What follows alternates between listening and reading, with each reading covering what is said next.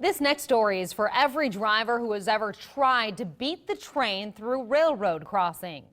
Tonight, a crackdown in Fremont where there have been repeated runners or people who speed up to try to beat the gate or go right around it. Tonight, Kelly Bartnick rode the rails for a number of miles and has a perspective from inside a locomotive. This is most people's perspective of trains on the ground as they roar by. Inside the engine, Union Pacific conductor Ryan Haig has a different view. What he sees can be scary.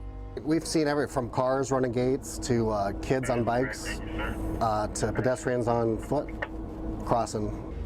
Special over. These machines don't stop quickly. It takes 18 football fields to stop a train. It takes a mile. That's why safety advocate Carol Daly joins an army of people in Fremont Wednesday, putting a train safety message into action. Looking for people that are going to dart in front of the train, and then they'll get a citation for being out there. For 7 miles, we rode with engineers and police on the lookout for offenders racing through or walking in places they shouldn't be.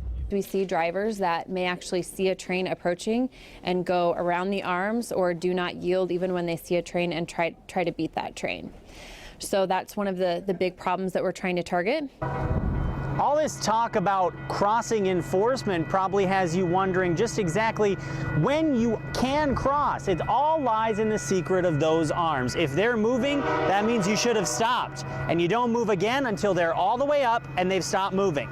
That is one of the biggest things you should learn from this story. Look, listen, and live. Most times you'd wait for a train, you're going to wait a minute or two, and then the train's going to be passed and you can go about your business.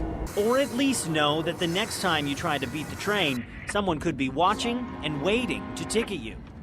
We're all done here, ready to go ahead. In Fremont, Kelly Bartnick, Action 3 News.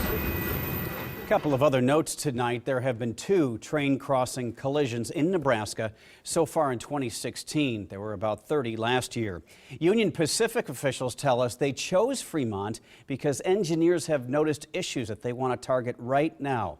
Oh, by the way, when Kelly went along tonight, UP enforcement handed out 1 citation and 2 warnings.